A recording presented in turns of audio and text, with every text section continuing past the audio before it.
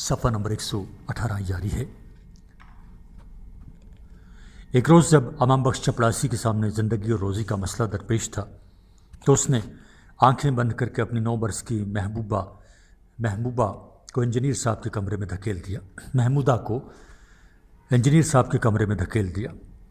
محمودہ دیر تک انجینئر کے منہ پر کالے اور سفید داغوں پر انگلی پھیرتی رہی اور پھر تالیاں بجا بجا کر کمرے کے ایک سرے سے دوسرے سرے تک بھاگنے لگی۔ آہا جی تم ننگے ہو گئے ہو، میں ابا کو بتاؤں گی۔ اور یہ لیا گیا جی ماں جی قدرت اللہ شاہب کا افسانہ ہے ماں جی، صفحہ نمبر 277 سے یہ اقتباس لیا گیا تھا۔ ریاست میں نوکری سے باربرا کے جسم کی بدولت ملی تھی۔ اس کی نوکری اس وقت خطرے میں پڑ گئی جب ایک پارسی سیٹھ جو ان کی بیٹی کے ہمراہ ریاست میں سیمنٹ کی فیکٹری لگانے کی غرض سے آیا اور اس کی اصلیت ظاہر ہو گئی۔ قدرت اللہ شاہب کا تعلق چونکہ افسر شاہی سے رہا ہے اور وہاں ہر قسم کی بدعنوانیاں اور روز کا معمول تھیں، انہوں نے یہ برائیاں سالہ سال تک دیکھی تھیں۔ یہی وجہ ہے کہ ان کے ناولٹ یا خدا سے لے کر ماں جی کے افسانوں تک ہر جگہ عورت کے جسمانی استحصال اور اس کی مجبوریوں سے فائدہ اٹھا کر جسمانی استحصال کے مضامین ملتے ہیں۔ صفحہ نمبر 119۔ 3 عرش صدیقی۔ عرش صدیقی کی پوری زندگی کا سرمایہ صرف 9 افسانے ہیں، مگر اس کے باوجود اردو افسانہ نگاری پر انہوں نے دورس اثرات مرتب کیے ہیں۔ انہوں نے مقدار سے زیادہ معیار پر توجہ دی ہے۔ ان کے افسانوں میں بنیادی رجحان جنس ہے۔ اس موضوع پر انہوں نے بھیڑیں، فرشتہ اور ذل الہی جیسے افسانے لکھے۔ افسانہ بھیڑیں اجتماعی بے حسی اور معاشرتی زوال کی کہانی ہے۔ یہ ایک ایسے معاشرے کا مرقع ہے جہاں ہر کوئی اپنا الو سیدھا کرنے میں لگا ہوا ہے۔ شکوہ، کلیم، مالک مکان، شکیلہ، جمیل، یہ سب اپنے اپنے اغراض کے غلام ہیں۔ شکوہ شکیلہ کے جسم سے جنسی تشکیل حاصل کرنے کے لیے کلیم سے دوستی کرتا ہے۔ شکوہ شکیلہ کے جسم سے جنسی تسکین حاصل کرنے کے لیے کلیم سے دوستی کرتا ہے۔ مالک مکان شکیلہ کے جسم سے جنسی تسکین حاصل کرنے کے لیے کلیم سے دوستی کرتا ہے۔ یہ تینوں اپنی جنسی بھوک سے مجبور ہیں اور شکیلہ اور کلیم مادی ضروریات سے۔ شکیلہ کے جسم کا لیا ہوا گھر بھاگیوان ثابت ہوا۔ شکیلہ کی اس سے پہلے کوئی اولاد نہ تھی اور یہاں آ کر 3 برس میں 3 بچے پیدا ہوئے جو یقیناً مالک مکان اور شکوہ کی محنتوں کا نتیجہ تھے۔ اور پھر جمیل بھی انہی میں شامل ہو گیا۔ یہ سارے کردار دراصل بھیڑیں ہیں، ہر ایک کی اپنی قیمت ہے اور سب اپنی ضروریات پورا کرنے میں مصروف ہیں۔ افسانہ فرشتہ میں افسانہ نگار نے جنسی تسکین کی اہمیت اور جنسی گھٹن کے مضر اثرات پر توجہ دلائی ہے۔ مراد میاں جو نامرد ہے، بار بار انکار کے باوجود اس کی شادی جوان سال لڑکی گلرخ سے ہو جاتی ہے، لہٰذا وہ اپنی جنسی تسکین کی خاطر مختلف افراد کو چنتی ہے جس سے اس کے 2 لڑکے اور 2 لڑکیاں ہوتی ہیں۔ اس طرح جنسی تسکین کے لیے اپنے داماد نور محمد کو بھی مجبور کرتی ہے۔ نور محمد کو اگرچہ اس فعل پر شرمندگی ہے مگر بیگم مراد کو کوئی ندامت نہیں۔ یہ تاثر ان کے الفاظ سے ظاہر ہے۔ وہ کہتی ہے تم نے کوئی گناہ نہیں کیا، تم نے ایک شخص کی پیاس بجھائی ہے جو کوسوں پیدل چل کر تمہارے پاس آیا تھا۔ ایسے لوگوں کا رشتہ فرشتوں کے برابر ہوتا ہے۔ اور یہ لیا گیا جی عرش صدیقی کے افسانے باہر کفن سے پاؤں سے، صفحہ نمبر 108 سے۔ دراصل بیگم مراد کا جرم ہمارے معاشرے کے نزدیک ناقابل تلافی ہے، مگر جرم کے پس منظر پر کوئی غور نہیں کرتا۔ مرد جو عورت کے ہونے کے باوجود دوسری عورت سے تسکین حاصل کرتا ہے اور ایک عورت جس کا کوئی سہارا نہیں ایسا فعل کرتی ہے تو مجرم کہلاتی ہے۔ ذل الہی کا موضوع بھی جنسی احتیاج ہے، وہ جنسی احتیاج جو انسان کو اندھا کر دیتی ہے اور رشتوں کی پہچان کھو دیتی ہے۔ افسانے کا مرکزی کردار نادر جو ماضی میں امارت کے باعث جنسی احتیاج کا کبھی شکار نہیں رہا، اب کل لاش ہونے کے بعد شدید جنسی دباؤ اور تناؤ کا شکار ہے۔ اس کی چارپائی پر اس کی بہن موجود ہے اور وہ اس سے جنسی تسکین حاصل کرنا چاہتا ہے کیونکہ اس کے نزدیک جنس کا کوئی چہرہ نہیں، کوئی رشتہ نہیں، کوئی مذہب نہیں، صرف جسم ہوتا ہے۔ وہ نہیں جانتا تھا کہ اس عورت کا کیا نام ہے، اسے صرف یہ معلوم تھا کہ سرانے ایک عورت بیٹھی محبت سے اس کا سر دبا رہی ہے، حالانکہ اس کے پاس سر ہے ہی نہیں، جسم ہے، صرف جسم۔ اور یہ لیا گیا جی یہ لیا گیا ہے جو اقتباس سے لیا گیا ہے عرش صدیقی کے افسانہ باہر کفن کے پاؤں، صفحہ نمبر 148 سے، جو ابھی ہم نے پڑھا۔ صفحہ نمبر 120۔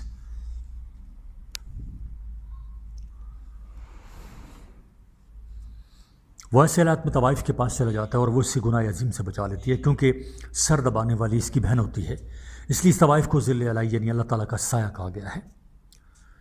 عرش صدیقی کے افسانوں میں ایسا کردار ابھرتا ہے جو نیک بننا چاہتا ہے مگر معاشرتی بندھنوں اور سماجی اقدار سے خوفزدہ ہے، اور جذبات کا طوفان اس کے اندر موجود شرافت کی دیواریں گرا دیتا ہے۔ اس طرح کا کردار بھیڑیں کا، جمیل فرشتہ کا، نور محمد اور ذل الہی کا وہ ہے۔ جنس کے علاوہ ان کے ہاں دوسرا اہم رجحان نفسیات کا ہے۔ نفسیات کے حوالے سے ان کے افسانوں میں کتے اور ہم نشیبی کا عذاب جیسے افسانوں کے نام لیے جا سکتے ہیں۔ یہ دونوں افسانے وجودی فلسفے سے مملو ہیں۔ افسانہ کتے بنیادی طور پر تنہائی اور محرومی سے پیدا ہونے والے خوف کے متعلق ہے۔ یہ ایک ایسی لڑکی کی کہانی ہے جس کی ماں بچپن ہی میں مر چکی ہے، لہذا صرف باپ اور کھلونے اس کی تنہائی کا سہارا ہیں۔ تنہائی کے اس ماحول نے اس کو تنہا کر دیا ہے۔ افسانہ ہم نشینی کا عذاب میں ذات کی تنہائی، انتشار، شناخت، محرومی، خوف جیسے عناصر ملتے ہیں۔ افسانہ کا کردار صادق کوئی سائیکو کیس معلوم ہوتا ہے جو تنہائی پسند ہے اور ہجوم سے خوف زدہ ہے۔ اس کا خیال ہے کہ ہجوم میں انسانی شخصیت اور اس کی انفرادیت ختم ہو جاتی ہے۔ وہی عشق سے بھی اس لیے کتراتا ہے کہ اس سے آزادی سلب ہونے اور شخصیت کی انفرادیت و آزادی ختم ہونے کا اندیشہ ہے۔ یہی وجہ ہے کہ مونا سے عشق کرتا ہے لیکن اسے دور ہی سے دیکھ کر خوش ہوتا ہے، مگر جب وہ قریب آتی ہے تو اسے جھٹک دیتا ہے۔ اسے دوری سے محبت ہے اور قربت سے نفرت۔ یہ ایک ایسا کردار ہے جو ہر حال میں اپنی شخصیت زندہ رکھنا چاہتا ہے۔ جب مونا کو اس کا دوست لے جاتا ہے تو ان حالات میں صادق کو اپنی شخصیت کی موت نظر آتی ہے، لہذا وہ اپنے وجود سے آزادی حاصل کر لیتا ہے۔ عرش صدیقی کا افسانہ مور کے پاؤں میں وہ کشمکش ابھارنے کی کوشش کی گئی ہے جو قدیم و جدید کے درمیان پائی جاتی ہے۔ یہ افسانہ روایتی و تہذیبی اقدار کی ٹوٹ پھوٹ کا ترجمان ہے۔ علامتی انداز میں لکھے گئے اس افسانے میں اپنی مٹی تہذیب اور آباء و اجداد کے ورثے سے منہ موڑنے کا رجحان قوی تر ہے۔ موجودہ دور کی اقتصادی ضروریات نے انسان کو اس کے تہذیبی و ثقافتی محور سے ہٹا دیا ہے۔ عرش صدیقی نے یہ ثابت کرنے کی کوشش کی ہے کہ وہ اپنی تہذیب، مٹی اور آباء و اجداد کی قبروں سے دوری کی طرف اٹھتا ہوا ہر قدم بدصورتی کا حامل ہے، اس لیے وادی چھوڑنے کے بعد اور چوٹی پر پہنچنے کے بعد اس کے پاؤں بدصورت ہو جاتے ہیں۔ عرش صدیقی ایسے فنکار ہیں جن میں موضوعات کی جدت اور فنی توازن کے باعث زندہ رہنے کی صلاحیت موجود ہے۔ معنوی اعتبار سے انہوں نے اپنی جڑوں اور مٹی سے گہری وابستگی کا اظہار کیا ہے۔ نمبر 4، عزیز احمد۔ عزیز احمد کے ابتدائی افسانوں میں اخلاقی قدروں اور جذباتی رابطوں کی شکستگی کا رجحان موجود تھا اور جنس کے جسمانی پہلو نے ایک عریاں صورت اختیار کر لی تھی، لیکن وہ بہت جلد سماجی علائشوں کی نشاندہی کرنے لگے۔ سستا پیسہ اور زر خرید ان کے اسی نوع کے افسانے ہیں۔ بدن سینا اور صدیاں، آب حیات اور رقص تمام میں انہوں نے ماضی کو زندہ تصور کیا اور مستقبل کی طرف لپکنے کی راہ دکھائی۔ پگڈنڈی اور خطرناک مموشکا جیسے افسانوں میں جنس کا اظہار بے باکانہ ہے، لیکن ان میں منٹو جیسا تاثر پیدا نہیں ہوتا۔ صفحہ نمبر 121۔ عزیز احمد نے شعور کو ماضی، حال اور مستقبل میں آزادانہ پرواز کی اجازت دی اور اساطیر و تاریخ کو افسانے کے حوالے سے پیش کرنے کا تجربہ بھی کیا۔ زرین تاج، رومۃ القبریٰ کی ایک شام اس پس منظر میں لکھے گئے ہیں۔ ان کی منفرد عطا یہ ہے کہ انہوں نے اردو افسانے کو نئے موضوعات اور اسالیب کو رستے دکھائے۔ ان کے بہت سے افسانے غیر مدون بھی ہیں۔ عزیز طلبہ، یہ آڈیو ریکارڈنگ آپ کے لیے ہیومینیٹیرین ڈیولپمنٹ آرگنائزیشن ایبٹ آباد کے ذریعے اہتمام کی گئی۔ ہیومینیٹیرین ڈیولپمنٹ آرگنائزیشن ایبٹ آباد 2011 سے اپنی مدد آپ کے تحت صحت، تعلیم اور معاشی خود مختاری کے شعبوں میں بہتری کے لیے کوشاں ہے۔ ادارہ نے نہ صرف خیبر پختونخوا بلکہ ملک بھر کے نابینا طلباء کی تعلیمی مشکلات اور رکاوٹوں کو دور کرنے کے لیے ایف اے تا ماسٹرز لیول کی نصابی کتب اور کورسز، جن میں علامہ اقبال اوپن یونیورسٹی کے کورسز بھی شامل ہیں، کو آڈیو ریکارڈنگ میں منتقل کرنے کا اہتمام کیا ہے تاکہ نابینا طلباء اعلیٰ تعلیم تک رسائی حاصل کر کے ملک و قوم کی ترقی اور خوشحالی میں اپنا بھرپور کردار ادا کر سکیں۔ یہ تمام آڈیو ریکارڈنگز نابینا طلباء کو بالکل مفت فراہم کی جا رہی ہیں۔ نابینا طلباء کے علاوہ دیگر طلباء بھی اس تعلیمی سہولت سے استفادہ کر سکتے ہیں۔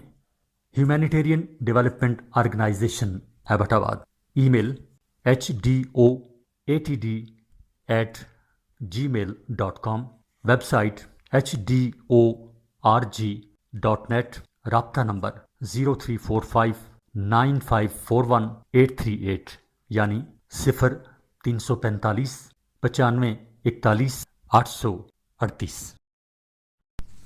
صفحہ نمبر 121 جاری ہے۔ جذبات محبت کے افسانہ نگار۔ نمبر 1، اشفاق احمد۔ موجودہ دور میں جس افسانہ نگار نے محبت کو مرکزی اہمیت دی وہ اشفاق احمد ہیں۔ ان کے رومانوی افسانوں کا واحد مسئلہ اچھی سادگی کی قربت اور تلاش ہے، لیکن ان کی رومانیت پسندی صرف محبت ہی کی سطح تک ہی نہیں رہتی، بلکہ اس میں نفسیاتی الجھنیں، محرومیاں، سماجی مسائل اور فرد کا انتشار بھی شامل ہو جاتے ہیں۔ مثلا ان کا افسانہ قصہ نل دمنی کے کردار سہیل اور شائستہ ایک دوسرے کو ٹوٹ کر چاہتے ہیں۔ افسانہ میں عورت کی نفسیات کو اجاگر کیا گیا ہے۔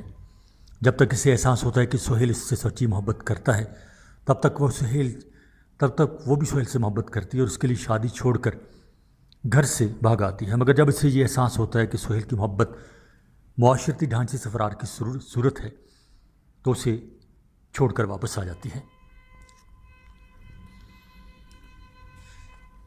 میں تمہاری محبت میں پہلے سے زیادہ شرابور ہو گیا ہوں اور مجھے تمہارے سوا اور کچھ نہیں سوچتا۔ جب سے میرے ذہنی حالات خراب ہوئے ہیں اور میرے گھر کے معاشی حالات خراب ہوئے ہیں تم سے اور بھی زیادہ محبت کرنے لگا ہوں۔ یہ لیا گیا یہ اقتباس اشفاق احمد کے افسانے سفر مینا صفحہ نمبر 172 سے۔ روحانی محبت کے حوالے سے ان کے افسانے مانوس اجنبی کا نام بھی لیا جا سکتا ہے، جن میں چند لمحوں کی محبت کا عکس نظر آتا ہے۔ امتل جو راوی سے مرگلہ روڈ پر اچانک مل جاتی ہے، اس سے پہلے راوی کی اس سے ملاقات ایک شادی میں ہو چکی ہے، جہاں چند لمحوں کے ملاپ جو ایک زیر تعمیر بنگلے میں ہوتا ہے کہ بعد جدا ہو جاتے ہیں۔ افسانے کی فضا کچھ غیر فطری سی ہے۔ امتل ایک پرچھائی معلوم ہوتی ہے، وہ کون ہے، کیا ہے، کہاں سے آئی ہے، اس کے دل میں محبت کا جذبہ ابھرا یا نہیں، وہ ایک واہمہ تھی یا حقیقت، کچھ نہیں کھلتا۔ اشفاق احمد کے رومانی کرداروں کے مقدر میں بھی کرشن چندر کے کرداروں کی طرح جدائی ہے۔ بقول فردوس انور قاضی ان کے افسانوں میں کبھی کبھی قربت کا سوندا احساس ابھر کر ذہن میں خوشبو بن کر پھیل جاتا ہے، لیکن یہ خوشبو دیر پا نہیں ہوتی۔ اردو افسانہ نگاری کے رجحانات صفحہ نمبر 511 سے یہ اقتباس لیا گیا تھا۔ ان کے یہاں محبت کا دائرہ وسیع ہے، یہ صرف لڑکا لڑکی کے جذباتی تعلق کا نام نہیں بلکہ معاشرے کے ہر اچھے انسان سے محبت اس کا اصلی مقام ہے۔ یہی وجہ ہے کہ محسن محلہ کے ماسٹر جی سے انہیں محبت ہے، کیونکہ ان کے ساتھ زیادتی ہو رہی ہے۔ زندگی میں انہیں کبھی پوچھا نہیں گیا، لیکن جب وہ مر گئے تو سب جان چھڑکنے کے لیے تیار ہو گئے۔ صفحہ نمبر 122 چوتھے روز اشفاق احمد کا سفر مینا صفحہ نمبر 216 سے یہ اقتباس لیا گیا ہے۔ چوتھے روز فجر کی اذان کے وقت جب ماسٹر صاحب فوت ہو گئے تو محسن محلہ کے ایک شخص کو ان کی موت کا بڑا صدمہ ہوا۔ شیخ کریم نواز نے 200 روپے نکال کر سعید اور بلال کو اسکوٹر پر بھیجا کہ جا کر قبر کا بندوبست کریں۔ 300 روپے بابو جلال کو دیے کہ رحمت کو ساتھ لے جا کر لٹھے کافور ارک گلاب اور پھولوں کا بندوبست کریں۔ اشفاق احمد زندگی کے اندھیرے سے چھوٹے چھوٹے جگنو چننے اور پھر ان سے پورا مطلب کو روشن کرنے والے افسانہ نگار ہیں۔ ایک محبت سو افسانے اجلے پھول اور سفر مینا میں محبت کا جذبہ لطافت کی پھوار بن کر اترتا اور ناظرین کو شرابور کر ڈالتا ہے۔ انہوں نے افسانے کو سماجی تنقید کا وسیلہ بنانے کے بجائے اس سے مجموعی طور پر نیکی اور خیر کی فضا تعمیر کرنے کا کام لیا ہے اور معصوم حیرتوں کو کروٹ دی ہے۔ امی، عجیب بادشاہ، شب خون، اجلے پھول ان کے چند مقبول افسانوں کے عنوان ہیں۔ گڈریا میں ان کا تخلیق کیا ہوا کردار داؤ جی اردو افسانے میں کلاسیکی حیثیت رکھتا ہے۔ 2 زائدہ حنا کے افسانے بھی تاریخی واقعات سے ماخوذ ہیں، لیکن بعض افسانوں میں تاریخی واقعات کی اس طرح بھرمار ہے جو طبیعت کو بوجھل کر دیتی ہے۔ ان کے افسانوں میں اس المیہ کی طرف اشارہ ملتا ہے کہ ہم اپنی تاریخ، ثقافت، تہذیب فراموش کر بیٹھے ہیں۔ جس سے بدسلوکی، بدامنی اور انتشار نے جنم لیا ہے۔ ان کے ہاں اس اضطراری کیفیت میں آسودگی کے لیے تاریخ کی طرف رجوع کرنے کا رجحان نمایاں ہے۔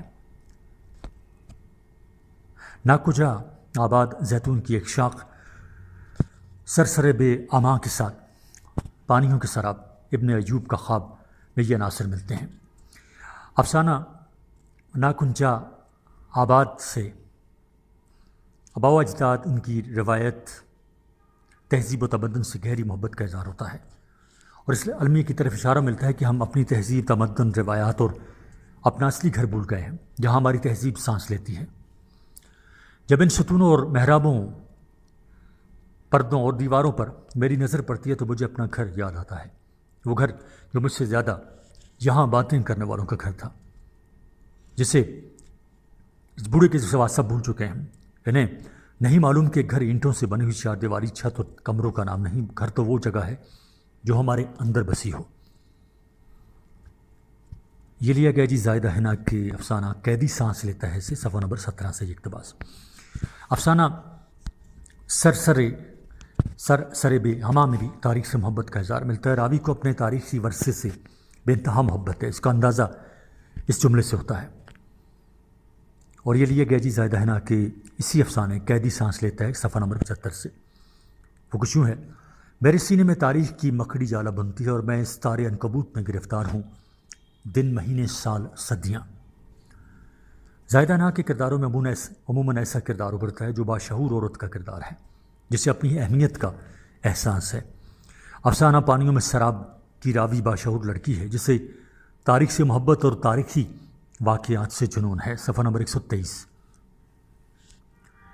اس عورت کو احساس ہے کہ اس کے اور اس کے شوہر کے درمیان کوئی ذہنی ہم آہنگی نہیں، اس لیے وہ یوسف سے محبت کرنے لگتی ہے، مگر معاشرتی قوانین دونوں کے راستے میں رکاوٹ بن جاتے ہیں۔ افسانے کا بنیادی موضوع یہ ہے کہ عورت کو محض جسمانی اور جنسی ضروریات نہیں ہوتی، اسے روحانی ضروریات و ذہنی ہم آہنگی بھی ضرورت ہوتی ہے۔ زائدہ حنا کے رومانوی افسانوں میں دو ایسے کردار ملتے ہیں جو ایک دوسرے سے محبت تو کرتے ہیں مگر معاشرتی بندھنوں اور مذہبی تفریق کے باعث مل نہیں سکتے۔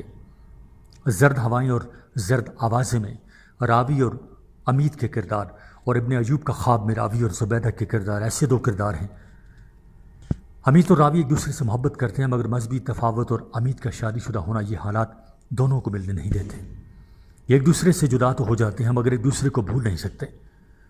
زائدہ حنا کے رومانوی کردار ایک دوسرے کے تقدس و احترام کا بڑا خیال رکھتے ہیں اور سارے دکھ اپنی ذات پر جھیل لیتے ہیں لیکن دوسرے کو تکلیف نہیں پہنچاتے۔ زائدہ حنا کے افسانے بنیادی طور پر ان باشعور افراد کی ذہنی کیفیت کو ظاہر کرتے ہیں جو اپنی ثقافت، روایات اور تہذیب سے محبت کرتے ہیں، جو بدامنی، دہشت گردی اور بے چینی کے اس دور میں ماضی میں سکون کے متلاشی رہتے ہیں۔ ان کے کردار ایک مثالی دنیا کی تخلیق چاہتے ہیں جہاں محبت، امن، بھائی چارے کا دور دورہ ہو اور جہاں انسان بربریت اور انتشار ذہنی کا شکار نہ ہو۔ نیاپن پہلے سے طے شدہ کسی نعرے کی تکمیل نہیں کرتا بلکہ فنکار اشیاء کو جس طرح اور جس کیفیت میں محسوس کرتا ہے اس کا اظہار اسی طرح کر دیتا ہے۔ پرانے افسانہ نگار بعض اوقات ایک ہی اینک سے چیزوں کا جائزہ لیتے ہیں، چنانچہ ان کے جہاں چیزوں کا ایک ہی مخصوص پہلو ابھرا، نتیجتاً جو جمود طاری ہوا اس کی وجہ سے پرانا افسانہ ٹھہرے ہوئے پانی کے تالاب کی صورت اختیار کر گیا۔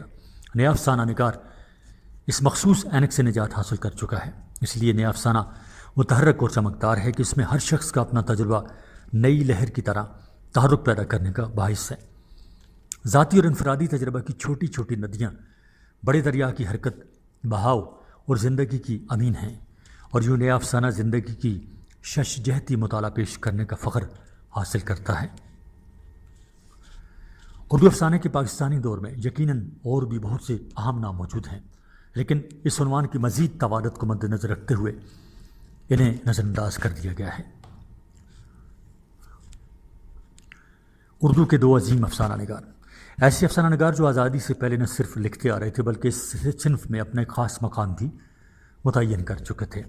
ان میں احمد ندیم قاسمی اور سعادت حسن منٹو جیسے عظیم افسانہ نگاروں کے نام قابل ذکر ہیں۔ ان کے فکر و فن پر ذیل میں تبصرہ کیا جائے گا۔ نمبر 1، سعادت حسن منٹو۔ اردو کا سب سے مشہور اور سب سے متنازع افسانہ نگار سعادت حسن منٹو، نقاد انہیں ترقی پسند تسلیم کرتے اور ان کے فن کو غیر معمولی روایت کا درجہ دیتے ہیں۔ صفحہ نمبر 124۔ لیکن خود ترقی پسندوں نے انہیں قبول کرنے سے انکار کر دیا۔ منٹو زندگی اور اس کی نفسیات کو پوری آگہی سے استعمال کرنے والے افسانہ نگار ہیں۔ انہوں نے کھردری حقیقت کو بے رحمی سے موضوع بنایا اور ناظر کو برقی جھٹکا لگا کر چونکا دیا۔ وہ تختہ سیاہ پر سفید چاک سے لکھتے رہے تاکہ سیاہی اور بھی نمایاں ہو۔ انہوں نے نام نہاد مہذب معاشرے اور اس کے شریف النفس انسانوں کے اندر چھپی ہوئی غلاظتوں کو باہر لانے کی کوشش کی۔ منٹو اپنے افسانوں کے لیے زندگی کا ایسا موضوع چنا جنہیں ہاتھ لگاتے ہوئے دوسروں کو گھن آتی تھی، کیونکہ انہیں علم تھا کہ جنسی بے روی اور جنسی گھٹن معاشرے میں کیسے گھناؤن اقدار کی تشکیل کرتی ہے۔ انہوں نے جنسی و نفسیاتی نوعیت کے افسانے لکھ کر مکروہ صورت انسان اور شرافت کا ڈھنڈورا پیٹنے والوں کو معاشرے کے روبرو ننگا کر دیا۔ عابد علی عابد نے لکھا ہے، منٹو کے افسانوں کے موضوعات اور کردار زندگی کے ہر شعبے سے تعلق رکھتے ہیں۔ ان کرداروں میں طوائفیں بھی ہیں، دلال، کلرک، مولوی، استاد، کوچوان اور منافق چہرے والے لوگ بھی۔ قریب معاشرے کے ہر طبقے کے افراد کو منٹو نے بہت قریب سے دیکھا اور جس کے افراد کم و بیش منٹو کی حمام میں سب ننگے ہیں۔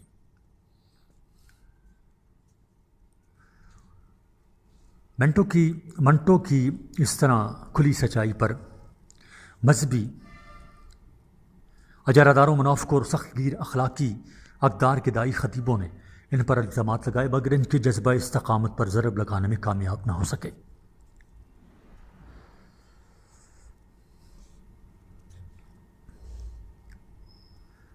انہوں نے جنسی برائیوں کے خاتمے کے لیے ان پر قلم اٹھایا۔ وہ معاشرے کی رگوں میں بہنے والے خون سے گندگی کے جراثیم علیحدہ کرنا چاہتے تھے۔ یہ برائیاں منٹو کو مرغوب ہرگز نہ تھیں۔ ان برائیوں کو سامنے لانے کا مقصد ان کا خاتمہ اور اعلیٰ انسانی اقدار کا تحفظ تھا۔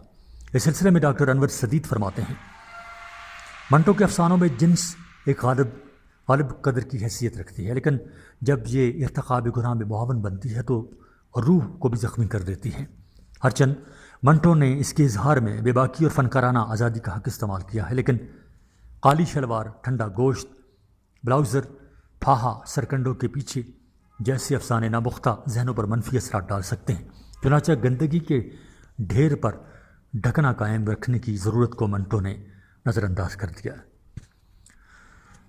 اور یہ اقتباس لیا گیا تھا اردو ادب کی مختصر تاریخ صفحہ نمبر 458 سے۔ منٹو کے ہاں ظلم و جبر اور جنس ساتھ ساتھ چلتے ہیں۔ وہ عورت کے جسمانی استحصال پر آبدیدہ ہو جاتے ہیں۔ وہ ظاہرداری، جھوٹ، منافقت اور نامنہاد شرافت و پارسائی کے پردے نوچ کر پھینک دینا چاہتے ہیں تاکہ اصلی انسان کا روپ نظر آ سکے۔ ان کے افسانے اصلی انسان کی تلاش کے تجربے ہیں، جو نوری ہے نہ ناری، شیطان ہے نہ فرشتہ، بلکہ صرف اور صرف انسان ہے۔ اس حوالے سے ممتاز شیریں لکھتی ہیں، منٹو کا انسانہ نوری ہے نہ ناری، منٹو کا انسان آدم خاکی ہے۔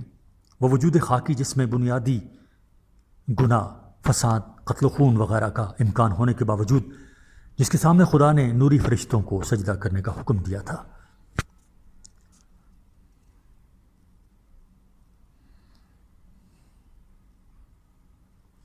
صفحہ نمبر 125۔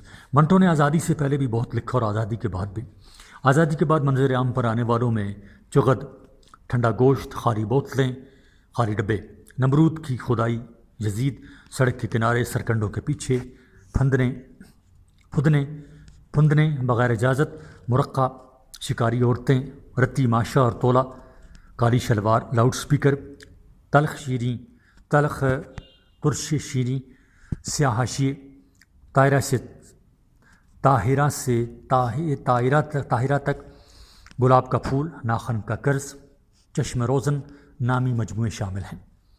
ان مجموعوں سے اندازہ ہوتا ہے کہ منٹو نے آزادی کے بعد خوب لکھا۔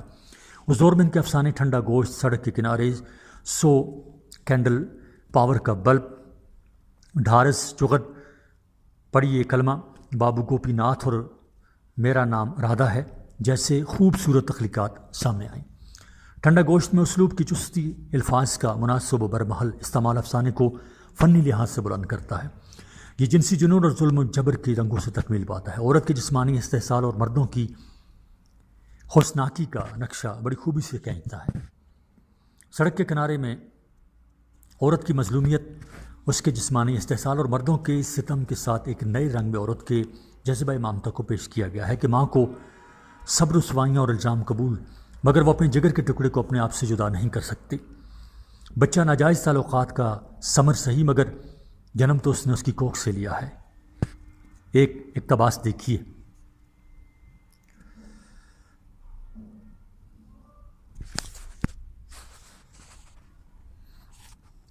میری باہیں کھل رہی ہیں، چولہوں پر دودھ ابل رہا ہے، میرے سینے کی گولائیاں پیالیاں بن رہی ہیں، اور لاؤ اس گوشت کے لوتھڑے کو میرے دل کے دھنکے ہوئے خون گرم کے نرم نرم گالوں میں لٹھا دو، مت چھینو مجھ سے جدا نہ کرو۔ یہ افسانہ ان کا سڑک کے کنارے اور صفحہ نمبر 87 سے اقتباس لیا گیا ہے۔ سو کینڈل پاور کا بلب طوائف کی مجبوری کی کہانی سناتا ہے۔ افسانہ ماحول سے پیدا ہونے والی جنسی گھٹن کو پیش کرتا ہے، جس نے جنس کی شدت اور طلب کو اس قدر تیز کر دیا کہ طوائف کو ایک گھڑی کی نیند بھی میسر نہیں۔ یہ افسانہ عورت کے جسمانی اور جذباتی استحصال کے ساتھ ساتھ اس احتجاج کی کہانی بھی پیش کرتا ہے جو مسلسل استحصال کے بعد بغاوت کی صورت اختیار کر لیتا ہے۔ طوائف آخر نیند کی شدت سے تنگ آ کر ایک مرد کا سر پھوڑ کر لمبی تان کر سو جاتی ہے۔ سڑک کے کنارے کا اور اقتباس دیکھیے صفحہ نمبر 125 سے، یعنی سڑک کنارے اور اس سڑک کے کنارے افسانے کا صفحہ نمبر 125 ہے، اس سے بھی ایک اقتصاب لیا گیا ہے۔ اس نے اندر جھانکا، فرش کا حصہ جو اسے نظر آیا، اس پر ایک عورت چٹائی پر لیٹی تھی۔ اس نے اسے غور سے دیکھا، سو رہی تھی، منہ پر دوپٹہ تھا۔ اس عورت سے کچھ دور ننگے فرش پر ایک آدمی پڑا تھا جس کا سر پاش تھا، پاس ہی خون آلود اینٹ پڑی تھی۔ منٹو نے ایسی عورتوں کی کہانیاں بھی تحریر کی ہیں جو جنسی تشدد کا شکار ہیں اور جنسی تسکین کی راہ میں کسی شرم و حیا، پردہ داری اور معاشرتی قواعد و ضوابط کو خاطر میں نہیں لاتی۔ چغت کی دیہاتی لڑکی ایسا ہی ایک کردار ہے جو اپنی جنسی تسکین کے لیے طرح طرح کے حربے استعمال کرتی ہے۔ پرکاش کے دوست کو بھی اپنے جسم سے کھیلنے کا موقع فراہم کرتی ہے، مگر وہ کم ہمتی کی باعث جرأت نہیں کر سکتا۔ آخر وہ لڑکی جنسی تسکین ایک سکھ کے ذریعے حاصل کر لیتی ہے۔ پڑھیے کلمہ کی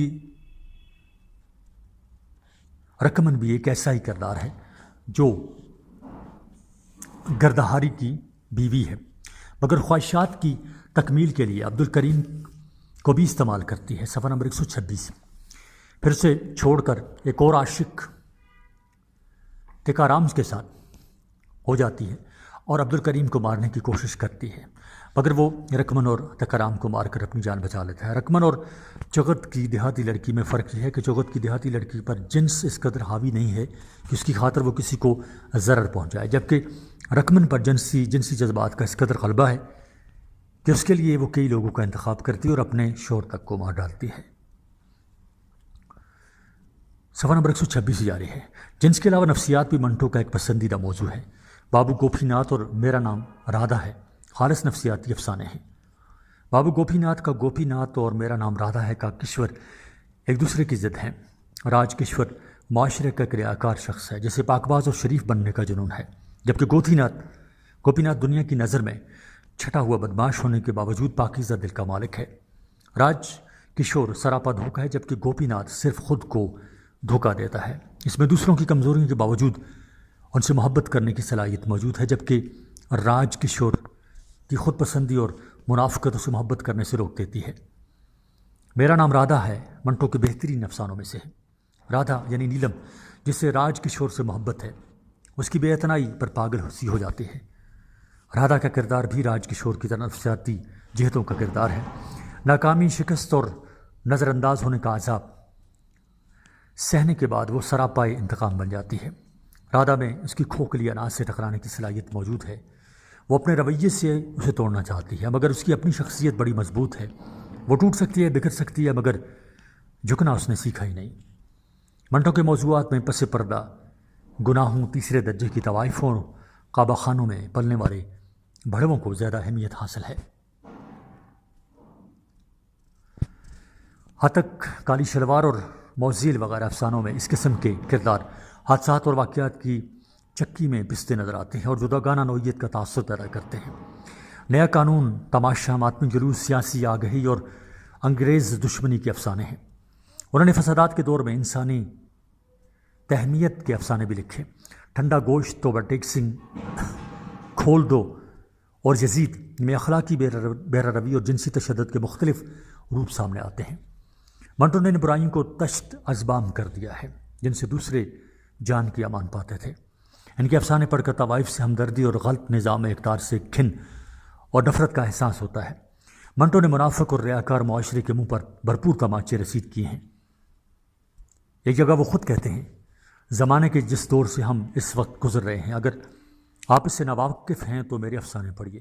اگر آپ ان کو برداشت نہیں کر سکتے تو اس کا مطلب یہ ہے کہ زمانہ ناقابل برداشت ہے۔ مجھ میں جو برائیاں ہیں وہ صحت کی برائیاں ہیں۔ میری تحریر میں کوئی نقص نہیں۔ جس نقص کو میرے نام سے منسوب کیا جاتا ہے دراصل موجودہ نظام کا نقص ہے۔ اسلوب کے حوالے سے انہوں نے اردو افسانے کی نئی زبان دریافت کی ہے۔ انہوں نے افسانے کے لہجے کو مد نظر رکھ کر افسانے کی لسانی اسلوب کی تعمیر کی ہے۔ طویل اور بیانیہ جملے لکھنے کی بجائے مختصر اور اکیرے جملے لکھ کر انہوں نے زیادہ سے زیادہ مفاہیم کی نقاب کشائی کی ہے۔ ان کے افسانوں کا لسانی سیاق و سباق کرداروں کے معاشرتی پس منظر کی نفسیاتی اور جذباتی حالتوں سے پیدا ہوتا ہے۔ ان کا لسانی محاورہ کتابی ہونے کے بجائے زندگی کے ٹھوس واقعات سے پیدا ہوتا ہے۔ صفحہ نمبر 127۔ ڈاکٹر نذیر تبسم منٹو کے اسلوب کے بارے میں فرماتے ہیں، جدید اردو شاعری میں اسلوب کے حوالے سے فیض کی جو انفرادیت بنتی ہے وہی انفرادیت افسانے میں منٹو کی ہے، اور جس کی بازیافت صرف ایک اور منٹو ہی کے ہاتھوں ممکن ہو سکتی ہے۔ اور یہ لیا گیا جی اقتباس ان کے منتخب افسانے صفحہ نمبر 143 سے۔ نمبر 2، احمد ندیم قاسمی۔ قاسمی اردو ادب کا درخشندہ ستارہ اور وہ روشن مینار ہیں جن کی ضیاباری میں بہت سے ننھے ننھے ادیبوں نے اپنے رستوں کا تعین کیا اور اردو ادب کے دامن کو وسعتوں سے مالا مال کر دیا۔ وہ ایک کثیر الجہت ادیب ہیں۔ بطور شاعر، افسانہ نگار، نقاد، قالم نگار اور محقق ان کے کارنامے سنہرے حروف سے لکھے گئے ہیں، لیکن ان کی مسلمہ حیثیت شاعری اور افسانہ نگاری ہی ہے۔ ان دونوں کا مرکز ایک ہے اور وہ ہے انسان دوستی۔ یہاں ہم صرف ان کی افسانہ نگاری پر بحث کریں گے، جس طرح پریم چند نے ہندوستان کے دیہات کی عکاسی کی ہے، بالکل اسی طرح قاسمی نے پنجاب کے دیہات کی عکاسی کی ہے۔ ایک دیہاتی ہونے کے ناطے انہوں نے دیہاتی زندگی کا مشاہدہ بہت قریب گہری نظر سے کیا ہے۔ ان کے ہاں جن اقدار کا تجزیہ ملتا ہے وہ کسی خاص خطے یا علاقے تک محدود نہیں، بلکہ عام انسانیت کے وہ جذبات اور احساسات ہیں جو آفاقی حیثیت رکھتے ہیں۔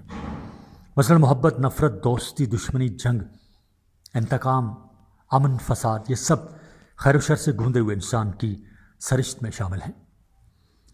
ان کے افسانوں کا بنیادی موضوع انسان دوستی ہے۔ ان کے افسانے اسی انسانی حسن کی تلاش ہیں جو معاشرتی بندھنوں اور سماجی مجبوریوں کے باعث اپنے حسن کو داغ لگا بیٹھا ہے۔ انہوں نے اس دھند میں چھپی ہوئی انسانی شرافت اور معصومیت کو اجاگر کرنے کی کوشش کی ہے۔ بحیثیت ایک ترقی پسند افسانہ نگار انہوں نے غریب اور محنت کش طبقات کی مجبوری، بے بسی، سادگی، بھول پن اور جاگیرداری کے ظلم و تشدد کی عمدہ تصویریں پیش کی ہیں۔ ان کے ہاں طبقاتی تقسیم اور اس سے پیدا ہونے والے مسائل کا احاطہ بھی نظر آتا ہے، مگر اس کے باوجود بعض ترقی پسندوں کے برعکس ان کے افسانے ترقی پسند نظریات کا پروپیگنڈا نہیں بنے، نہ ہی انہوں نے سستی جذباتیت ابھارنے کی کوشش کی۔ ان کا فنی شعور اور موضوع کو برتنے کا سلیقہ انہیں صاف بچا لے جاتا ہے۔ قاسمی کا فن، افسانہ نگاری اور فن شاعری نے ایک دوسرے کو تقویت بخشی ہے، اس لیے کہ دونوں کے موضوعات، سوچ و فکر ایک ہی ہے، کیونکہ اس کا تخلیق کرنے والا ایک ہے۔ وہ ایک شعر میں خود فرماتے ہیں، صرف ایک حسرت اظہار کا پرتو ہیں ندیم، میری غزلیں ہوں کہ نظمیں کے فسانے میرے۔ صرف ایک حسرت اظہار کا پرتو ہیں ندیم، میری غزلیں ہوں کہ نظمیں کے فسانے میرے۔ آزادی کے بعد ندیم کے یہ مجموعے سامنے آئے۔ ان میں سیلاب و گرداب، آس پاس در و دیوار، سناٹا، بازار حیات، برگ حنا، گھر سے گھر تک نیلا پتھر۔ آزادی کے بعد ندیم نے کپاس کا پھول، نیا فرہاد، تسکین، جوتا، جباد العمدے، الحمدللہ جیسے شاکار افسانے لکھے۔ صفحہ نمبر 128۔ ندیم بنیادی طور پر امن پسند فنکار ہیں۔ آزادی کے دنوں میں ہونے والے فسادات اور اس سے کچھ پہلے ہونے والی دوسری جنگ عظیم نے ان کی روح پر بڑے گہرے نقش چھوڑے۔ یہی وجہ ہے کہ آزادی کے بعد تخلیق ہونے والے افسانوں میں جنگ و فساد، امن و امان اور مذہبی تفریق کا تذکرہ بہت ملتا ہے۔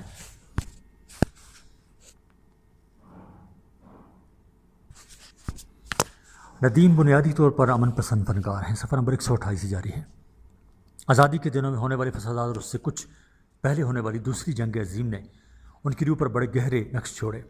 یہی وجہ ہے کہ آزادی کے بعد تخلیق ہونے والے افسانوں میں جنگ و فساد، امن و امان اور مذہبی تفریق کا تذکرہ بہت ملتا ہے۔ کپاس کا پھول، نیا فرہاد، تسکین، سپاہی بیٹا یہی تاثر لیے ہوئے ہیں۔ کپاس کا پھول پاک سرزمین پر انڈین فوج کے حملے اور ان کی ظالمانہ کارروائیوں سے متعلق ہے۔ اس میں امن و امان کی ضرورت کو شدت سے محسوس کیا گیا ہے۔ نیا فرہاد مذہبی بنیاد پر ہونے والے فسادات سے متعلق افسانہ ہے۔ اگر لاہور میں مسلمانوں کو سکھ اور ہندو مار رہے ہیں تو اس کا بدلہ لینے کے لیے مسلمان یہی عمل گاؤں میں ہندوؤں اور سکھوں کے ساتھ دہرا رہے ہیں۔ افسانہ مذہبی فسادات کو ختم کر کے امن کا درس دیتا ہے۔ افسانہ تسکین کا موضوع قدرت اللہ شہاب کے ناولٹ یا خدا کی طرح کا ہے۔ یہ افسانہ ہندوستان سے ہجرت کر کے پاکستان آنے والوں کی حالت زار اور ان پر ہونے والے مظالم کی کہانی سناتا ہے۔ یہ مہاجرین جو کوئی خونی رشتے قربان کر کے پاکستان پہنچے تھے، کیسے کیسے زخم اپنے ساتھ لائے تھے۔ پاکستان آ کر یہ زخم مندمل ہونے کی بجائے مزید ہرے ہو گئے۔ ان کا علاج کرنے کی بجائے انہیں جھوٹی تسلیاں دی گئیں اور اپنے منافقانہ عمل سے انہیں مزید دکھ دیے گئے۔ افسانہ سپاہی کا بیٹا اور ہیروشیما سے پہلے، ہیروشیما کے بعد سے کچھ ملتا جلتا ہے۔ یہ افسانہ انگریزوں کی مکاری، ظلم اور غریب ہندوستانیوں کی مجبوریوں، غربت اور افلاس کا احاطہ کرتا ہے کہ کس طرح نوجوان غربت سے تنگ آ کر جنگ کے شعلوں میں کودنے پر مجبور ہو گئے۔ ندیم کے موضوعات خاصے متنوع ہیں۔ انہوں نے ہر اس موضوع پر لکھا جو معاشرتی اقدار اور تہذیبی ڈھانچے کو پامال کر رہا تھا۔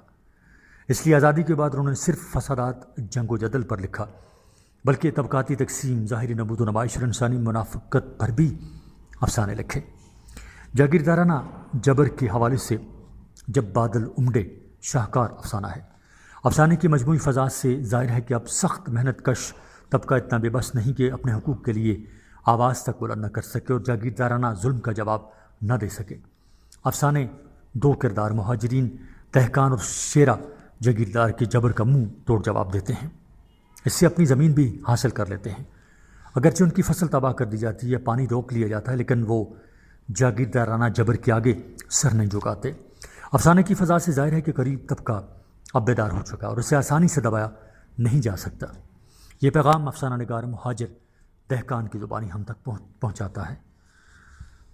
مجھے معلوم نہ تھا کہ پاکستان بھی اپنے اندر آپ ایسے پھوڑے چھپائے بیٹھا ہے اور جاگیردار جی اگر پاکستان کو زندہ رہنا ہے تو اسے یہ پھوڑے کاٹ کر پھینکنا ہوں گے۔ یہ لیا گیا ان کے احمد ندیم کے بہترین افسانے کتاب کا نام ہے اور صفحہ نمبر 204 سے یہ اقتباس لیا گیا تھا۔ نمود و نمائش اور انسانی منافقت کے حوالے سے ان کا بہترین افسانہ گھر سے گھر تک ہے۔ اس افسانے میں یہ مسئلہ اٹھایا گیا ہے کہ لوگ رشتے کی خاطر اپنی حیثیت سے بڑھ کر خود کو ظاہر کرتے ہیں تاکہ رشتہ اچھی جگہ ہو سکے۔ یہ ہماری معاشرتی کمزوری ہے جسے سرمایہ دارانہ نظام نے ابھارا ہے۔ صفحہ نمبر 129۔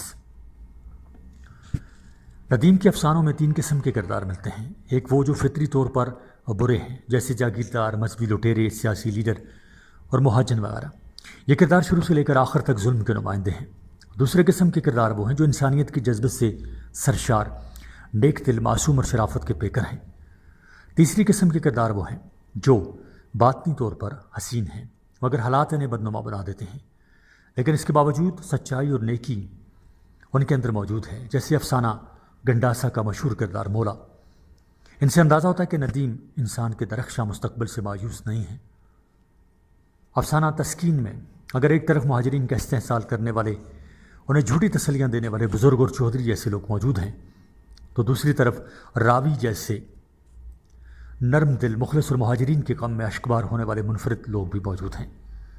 ندیم کے ہاں انفرادی نوعیت کے کردار وہ ہیں جو بنیادی طور پر شریف النفس اور پیکر حسن و جمال ہیں، مگر معاشرتی اقدار، بے بسی اور مجبوری نے انہیں برا بننے پر مجبور کر دیا ہے۔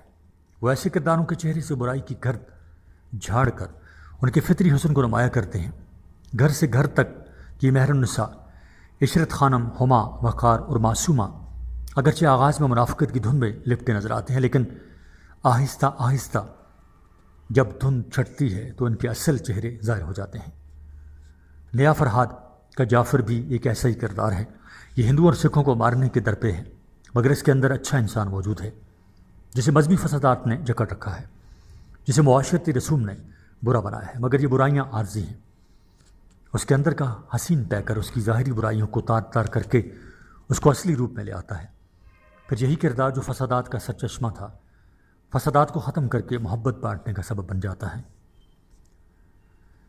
ندیم کی یہ اعلیٰ ظرفی ہے یا باطنی خوبصورتی کہ ظلم کی فصلیں دیکھنے کے باوجود بھی ان کے اندر کا انسان مایوس نہیں ہوا، اور روز بروز برپا ہونے والی قیامتوں نے بھی ان کے رجائی نقطۂ نظر کو مجروح نہیں کیا۔ یہی وجہ ہے کہ مادہ پرستی کے اس سیل رواں میں بھی انہوں نے ایسے حسین انسان تلاش کر لیے ہیں جو اندرونی حسن سے مالا مال ہیں۔ پروفیسر اسلوب انصاری ندیم کی افسانہ نگاری کے حوالے سے لکھتے ہیں، ندیم کے جہاں شروع ہی سے ایک سنجیدہ مقصد کی جھلک ملتی ہے۔ ان کا فن ایک مہذب اور تربیت یافتہ ذہن کی پیداوار ہے۔ ان کا کوئی بھی افسانہ ایسا نہیں ہے جسے محض حسن نگارش کی کرشمہ سازی قرار دیا جا سکے، کیونکہ ان کے ہر افسانے کی تعمیر کسی نہ کسی ایسے تجربے یا حادثے پر رکھی گئی ہے جو انسانی روابط کے ڈھانچے کو بہت دور تک اور بہت دیر تک متاثر کرتا ہے۔ اردو غزل کا ارتقاء اور پاکستانی دور۔ غزل کا ماخذ عربی قصیدے کا ابتدائی حصہ نشیب ہے، جس میں شاعر موضوع سے ہٹ کر محبت کی داستان اور ہجر و وصال کا قصہ چھیڑ کر اپنی محبوبہ کو یاد کرتا ہے۔ غزل آج جس شکل میں ہمارے سامنے اٹکھیلیاں اور چہلیں کرتی ہوئی موجود ہے، اس کی یہ صورت ایرانی شاعری میں ملتی ہے۔ صفحہ نمبر 130۔ یہ عربی شاعری میں موجود نہ تھی۔ نکلسن اور حتی کا خیال تھا کہ اموی خلفاء کے عہد میں نصیب نے غزل کا روب اختیار کیا، اور ایرانی موسیقاروں نے فارسی غزل کی نشاط انگیز روایات کے مطابق اسے معاشرتی زندگی میں بہت اہمیت دی۔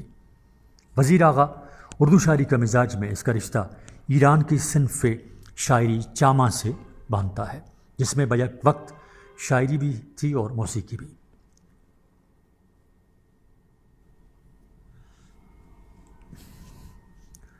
غزل ایرانی مرغزاروں میں پلی بڑھی اور جوان ہوئی، اور وہیں سے اردو کے خیابانوں میں آئی، اور یہاں کے مرغان چمن نے شعراء کو نغموں پر اکسا کر غزل کو عروج عطا کیا۔ شمس قیس رازی نے غزل کو عشق بازی و حدیث زنا کہا ہے۔ انہوں نے دوسری تعریف یہ بھی کی ہے کہ ہرنی جب شکاری کتوں کے ہاتھوں بری طرح زخمی ہو کر مایوسی کے عالم میں ایک صدائے دردناک بلند کرتی ہے، اس چیخ کو غزل کہتے ہیں۔ گویا انہوں نے غزل کی مثال اس چیخ سے دی ہے جو بے بسی سے پیدا ہوتی ہے اور سننے والے کے دل پر رکت طاری کر دیتی ہے۔ فراق گورکھپوری غزل کی تعریف یوں کرتے ہیں، تاثرات کی انتہاؤں یا منتہاؤں کا مترنم خیالات یا محسوسات بن جانا اور مناسب ترین یا موضوع ترین الفاظ و انداز بیان میں ان کا صورت پکڑ لینا ہی غزل ہے۔ اسی طرح ڈاکٹر مسعود حسین نے غزل کو ایک پیمانہ کہا ہے، جس قسم کی بھی کشید دل چاہتا ہے بھر سکتا ہے، اور ان کے خیال میں ہمارے شعر ابھرتے رہتے ہیں۔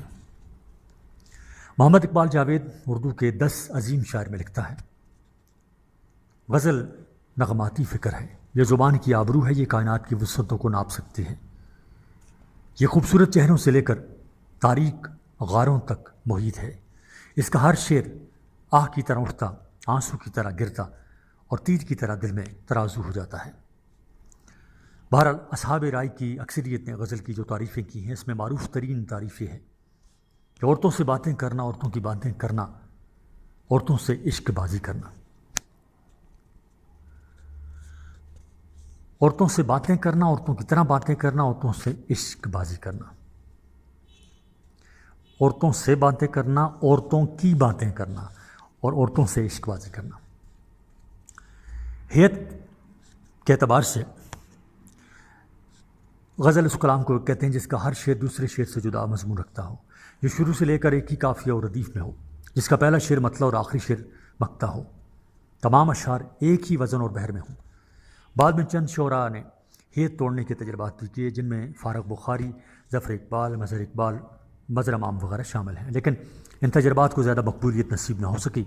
پہلے غزل کے اشعار کے لیے کم سے کم حد 5 اور زیادہ سے زیادہ 17 تھی، لیکن اب یہ پابندی ختم ہو گئی ہے۔ مثال کے طور پر احمد فراز کی غزل سنا ہے لوگ اسے آنکھ بھر کے دیکھتے ہیں میں اشعار کی تعداد 25 سے بھی زیادہ ہے۔ غزل بے حد لچکدار صنف ہے اور ہر قسم کے خیالات، خواہ وہ مشاہدہ حق کی گفتگو ہو یا بادہ اور ساغر کی باتیں ہوں، طول شب فراق کا ذکر ہو یا محبوب کے دہن تنگ کا مضمون ہو یا بلبل و پروانہ کی بےتابی کا خیال ہو، اس میں بآسانی سما سکتے ہیں۔ اس لیے غزل دل کی ہر کیفیت، وقت کی ہر ضرورت اور حالات کی ہر گردش کو سہارا دیتی ہے۔ صفحہ نمبر 131، غزل پر اعتراضات۔ مقبول 3 صنف شاعری ہونے کی وجہ سے بعض حضرات نے غزل پر اعتراضات بھی کیے ہیں۔ اعتراضات کا یہ سلسلہ آزاد اور حالی کے زمانے سے شروع ہوا، لیکن اس سے پہلے غالب کو اس کی تنگ دامنی کا خیال آیا تھا، اس لیے وہ یہ کہنے پر مجبور ہو گئے، کچھ اور چاہیے وسعت میرے بیاں کے لیے، کچھ اور چاہیے وسعت میرے بیاں کے لیے۔ عروج غزل پر سب سے پہلے جس نے بدچلنی کا الزام لگا کر پہلی کنکری ماری وہ مولانا الطاف حسین حالی تھے، لیکن ان کی نیت بری نہیں تھی۔ وہ صنف غزل کے نہیں بلکہ مضامین غزل کے خلاف تھے۔ اس وقت چونکہ غزل میں صرف چمٹنے اور لپٹنے کی باتیں تھیں جس سے قوم کو کوئی خاطر خواہ فائدہ نہیں ہو رہا تھا، اس لیے وہ مظاہر فطرت اور نفس انسانی کی تمام کیفیات کو غزل میں سمونا چاہتے تھے۔ مقدمہ شعر و شاعری میں انہوں نے یہ کہا کہ عشق و عاشقی کا دور گزر چکا ہے، اب نیچرل شاعری کا زمانہ ہے، اس لیے اب شاعری کا مزاج بھی تبدیل ہونا چاہیے اور غزل میں بھی وقت کے تقاضوں کے مطابق تبدیلی ضروری ہے۔ غزل کے دوسرے معترض عظمت اللہ خان ہیں۔ اس میں شک نہیں کہ اس عہد میں فرسودہ غزل بے وقت کی راگنی تھی، وہ نیم مردہ ہو چکی تھی اور اسے نئے خون کی ضرورت تھی۔ خون دینا ایک مشکل کام تھا، اس لیے عظمت اللہ خان نے نئی شاعری پر ایک طویل مضمون لکھ کر مشورہ دیا کہ غزل کے قافیوں نے خیال کی راہوں پر پہاڑ کھڑے کر دیے ہیں اور اب اس کے سوا کوئی چارہ نہیں کہ خیال کے گلے سے قافیہ کے پھندے کو نکالا جائے، ورنہ اس کا دم گھٹ جائے گا۔ غزل پر جوش ملی آبادی اور کلیم الدین احمد نے بھی اعتراضات کیے۔ خاص طور پر کلیم الدین احمد کے اس جملہ معترضہ نے بہت شہرت حاصل کی کہ غزل نیم وحشی صنف شاعری ہے، اس لیے اس میں غیر مربوط و نامکمل خیالات و محسوسات کا اظہار لازمی ہے۔ ایک اور نقاد فراق گورکھپوری نے اردو غزل گوئی نامی کتاب میں غزل کی جو خبر لی، کہتے ہیں غزل میں محبوب کا تصور غیر فطری اور مخرب اخلاق ہے۔ مرد کو مردوں کا عاشق بنا کر غزل میں پیش کیا جاتا ہے، جو ایک بڑی گھناؤنی بات ہے۔ اردو غزل کے ان معترضین کے جواب میں محمد اقبال جاوید اردو کے 10 عظیم شاعر میں فرماتے ہیں، غزل کو اس لیے نیم وحشی صنف سخن کہا کہ چونکہ اس میں خیالات کا تسلسل نہیں ہوتا، غلط بات ہے۔ یہی تو بلاغت اور ایمائیت ہے کہ غزل کے ایک مصرے میں فکر و خیال کی ایک دنیا سمٹ جائے اور اس ایک مصرے کے حسن پر ہزاروں نظمیں قربان کی جا سکیں اور کئی نظمیں مل کر وہ تاثر پیدا نہ کر سکیں جو غزل کا ایک مصرع کر جائے۔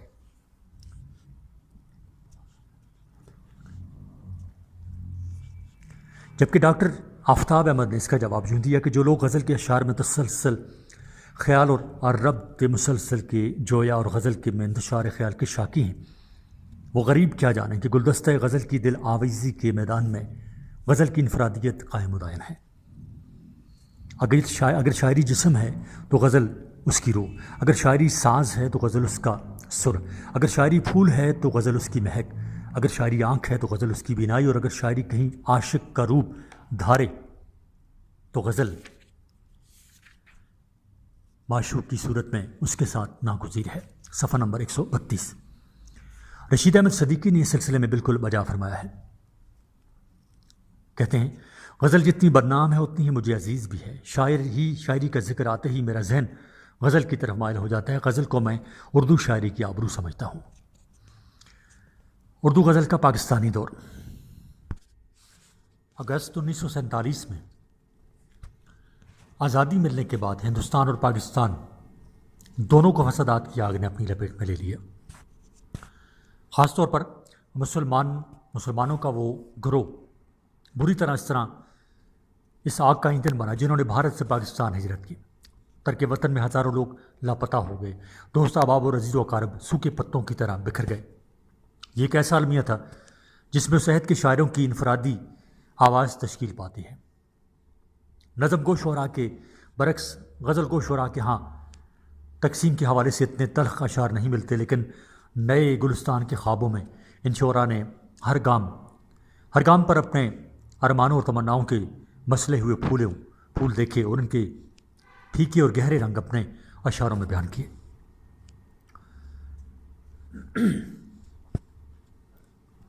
اس دور کے غزل گو شاعروں میں اکثر شعراء ایسے ہیں جو قیام پاکستان سے پہلے شاعری کر رہے تھے۔ ان شعراء میں احمد ندیم قاسمی، فیض عدم اور صوفی تبسم وغیرہ قابل ذکر ہیں۔ نمبر 1، احمد ندیم قاسمی۔ احمد ندیم قاسمی کا پہلا مجموعہ کلام جلال و جمال 1947 میں شائع ہوا۔ ان کی غزل میں دور حاضر پر تبصرہ ملتا ہے۔ ان کو احساس ہے کہ وقت کے چہرے پر ظلمت کا پردہ پڑا ہوا ہے اور وہ نور کا متلاشی ہے۔ ان کی غزل میں زمانے کا فریب بھی موجود ہے اور نااہل حکمرانوں کا نوحہ بھی۔ ان کی غزل پر نظم کا رنگ غالب ہے۔ ان کے ہاں اس رنگ کی وجہ سے خارجیت کا غلبہ ہے۔ ڈاکٹر سلام سندیلوی اس لیے ان کی غزل پر تنقید کرتے ہوئے فرماتے ہیں کہ احمد ندیم قاسمی کی غزلوں میں دل کی پرچھائیاں بہت کم ملتی ہیں۔ غزل کے لیے جس خلوص، صداقت، گھلاوٹ اور سپردگی کی ضرورت ہے اس سے احمد ندیم قاسمی بڑی حد تک محروم ہیں۔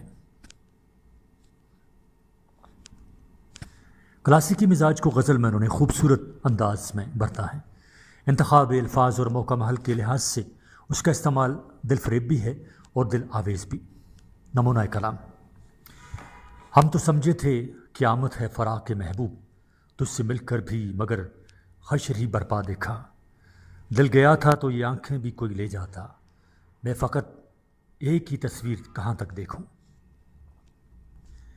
2، فیض احمد فیض۔ فیض کا پہلا مجموعہ کلام نقش فریادی کے نام سے آزادی سے پہلے منظر عام پر آ چکا تھا۔ اس کے بعد دست صبا اور زندہ نامہ کے بعد ان کے کئی مجموعے شائع ہوئے۔ فیض کی غزل میں رومان سے حقیقت تک کی طرف سفر موجود ہے۔ فیض کی غزل میں گہرائی اور گہرائی کے علاوہ غم ذات، غم کائنات کی کار فرمائی ہے۔ انسان دوستی اور ظلم و جبر کے خلاف ان کی غزلیں ایک مؤثر احتجاج کی مثالیں ہیں۔ صفحہ نمبر 133 یعنی 133۔ انہوں نے غزل کے نازک ہونٹوں سے انسان دوستی اور غم دوران کے کرب انگیز اور کھردرے مضامین بیان کیے۔ انہوں نے غزل میں نت نئے تجربے کیے ہیں اور اس کو ایک نئی قوت، نیا آہنگ اور ایک نیا شعور دیا ہے۔ لیکن ان نت نئے تجربات میں غزل کی روایت کا نازک آبگینہ کہیں بھی مجروح نہیں ہونے دیا۔ وہ ظالم سامراج کے خلاف آواز اٹھا کر کئی دفعہ جیل بھی گئے، لیکن انہوں نے اسیری میں خون دل میں انگلیاں ڈبو کر مظلوم عوام کے لیے شعر کہے۔ انہوں نے پرانی علامتوں کو نئے مفاہیم عطا کیے۔ نمونہ کلام: اپنی تکمیل کر رہا ہوں میں، ورنہ تجھ سے تو مجھ کو پیار نہیں، دنیا نے تیری یاد سے بیگانہ کر دیا، تجھ سے بھی دل فریب ہیں غم روزگار کے، کرو کج جبی پہ سفر کفن میرے قاتلوں کو گمان نہ ہو، کرو کج جبی پہ سفر کفن میرے قاتلوں کو گمان نہ ہو، کہ غرور عشق کا بانک پن پس مرگ ہم نے بلا دیا۔ فیض کی شاعری کے سوتے خالص قومی اور بین الاقوامی سیاست کے پس منظر سے پھوٹے ہیں۔ غم جانا کی آگ میں تپ کر غم دوران تک آتے آتے وہ کندن بن چکے تھے۔ انہوں نے سیاسی موضوعات میں جان ڈال کر انہیں جاویداں بنا دیا ہے۔ فیض کے متعلق ڈاکٹر عبدالمغنی فرماتے ہیں: فیض دور جدید کے سربر آوردہ شاعر ہیں۔ ان کے انفرادی تجربوں نے اردو شاعری کی روایت میں اضافے کیے ہیں۔ ان کے احساس میں تازگی اور اظہار میں شادابی ہے۔ ان کے کلام میں سرشاری اور ولولہ ہے۔ ادائے حسن کی معصومیت کو کم کر دے، گناہگار نظر کو حجاب آتا ہے۔ نمبر 3، عبدالحمید ادم۔ عبدالحمید ادم خالص غزل کے شاعر ہیں۔ ان کے شعری مجموع میں بال ہما، خرابات، چاک پیراہن، زکوٰۃ حسن، زلف پریشاں، باغ و بہار وغیرہ شامل ہیں۔ ادم کا سرمایہ ان کا تغزل ہے۔ ادم کا خاص رنگ وہ ہے جس میں قیام اور حافظ کی جھلکیاں ملتی ہیں۔ وہ اس دنیا شور و شر سے الگ ایک ایسی دنیا بسانا چاہتے ہیں جو سکون بخش ہو، جہاں کوئی آفت و آزار نہیں، مگر اس کے باوجود وہ غم روزگار کی بات سننے کے لیے بھی فرصت نکال لیتے ہیں۔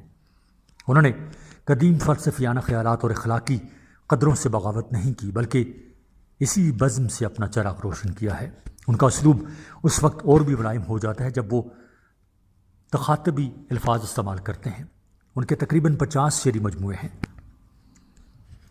وہ باتیں تیری، وہ فسانے تیرے، شگفتہ شگفتہ بہانے تیرے، بس ایک داغ سجدہ میری کائنات، جبینیں تیری آستانے تیرے۔ صفحہ نمبر 134۔ عدم خلوص کے بندوں میں ایک خامی ہے، ستم ظریف بڑے جلد باز ہوتے ہیں۔ کہاں سے آتے ہیں یہ سرد اور حسین چشمے، بلندیوں پہ عدم کوئی رو رہا ہوگا۔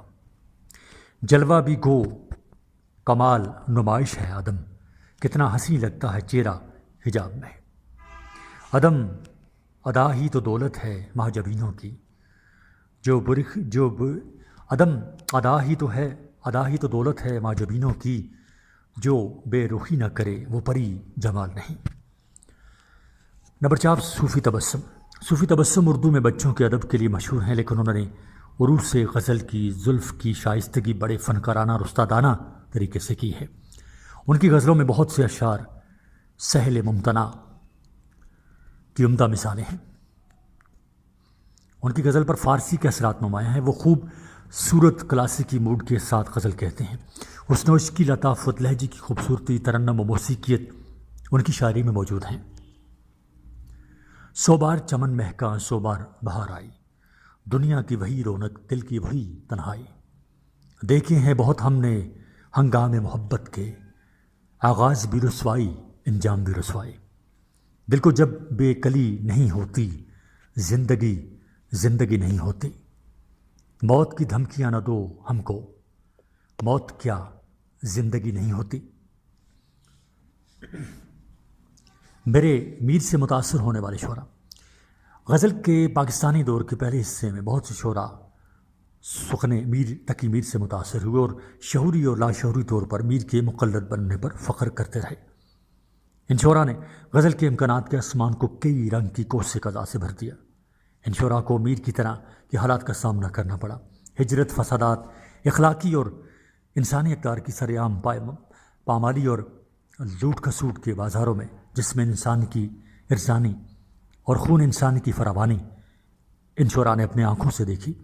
لہذا اس دور کی زیادہ تر صورتحال میر کے درد کے انحطاط پذیر معاشرے سے ملتی جلتی ہے۔ ان شعراء میں ناصر کاظمی، ابن انشا، ضیاء جالندری، حفیظ ہوشیارپوری اور مختار صدیقی کے اسماء گرامی اہم ہیں۔ صفحہ نمبر 135۔ نمبر 1، ناصر کاظمی۔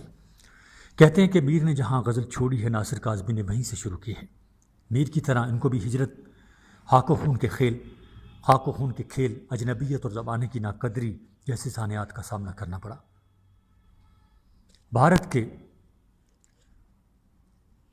شہر امبالہ میں پیدا ہونے کے بعد تقسیم کے وقت وہ خون کے دریا عبور کر کے لاہور آئے، لیکن لاہور کے انصار بھائیوں نے ہندوستان سے آنے والے مہاجر بھائیوں کو خندہ پیشانی سے خوش آمدید کہنے کی بجائے اور ان کے دکھی دلوں اور روتی آنکھوں سے آنسو پوچھنے کے برعکس ان کے ساتھ بہت برا سلوک کیا۔ اس لیے ان کی شاعری میں اجنبیت کا استعارہ اپنے اندر ایک وسیع مفہوم رکھتا ہے۔ ان کی غزل میں میر کی طرح دکھ کی سلگتی ہوئی آنچ نظر آتی ہے۔ ناصر کی غزل پر گہری اداسی بال کھولے ہر وقت سوتی ہوئی ملتی ہے۔ وہ خالص غزل کے شاعر ہیں۔ انہوں نے اپنی غزل میں دکھوں کے جو نوع لکھے ہیں، وہ سارے دکھ اور ظلم و جبر ہمارے اس دور جدید کے مشترکہ دکھ درد ہیں، اور ان کو اس طرح کے خوبصورت الفاظ و ترکیب میں بیان کیا کہ ہر کاری داد دیے بنا نہیں رہ سکتا۔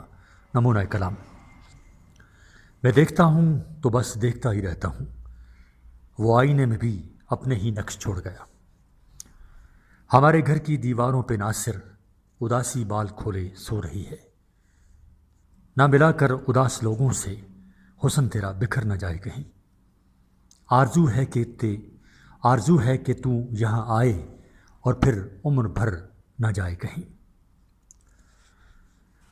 ناصر کے متعلق اردو غزل کے مرتب کنندہ ڈاکٹر کامل قریشی جو فرماتے ہیں: ناصر کاظمی کی غزلوں میں یاسیت ہے مگر کنوتیت نہیں۔ تقسیم ملک کی حالات و واقعات کی وجہ سے سوز و گداز بھی ہے۔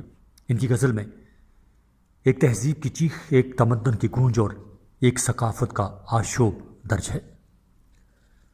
ناصر نے میر کی دہلی سے ہجرت کے تجربے کی کڑیاں تقسیم ملک کے بعد کی ہجرت کے ساتھ ملانے کی کوشش کی ہے۔ اس وجہ سے ان کے ہم میر کے اثرات واضح طور پر محسوس کیے جا سکتے ہیں۔ ناصر کے شعری مجموعوں کے تمام برگنے، دیوان، پہلی بارش اور کلیات ناصر کاظمی ہیں۔ 2. ابن انشا: ابن انشا کی غزلوں میں میر کی طرح فقیرانہ اور جوگیانہ لہر موجود ہے۔ وہ زمین پر انسان کے ہاتھوں انسان کا خون دیکھ کر چاند نگر میں آباد ہونا چاہتے ہیں۔ طنزیہ پہلو ان کی غزل کی ایک نمایاں خصوصیت ہے۔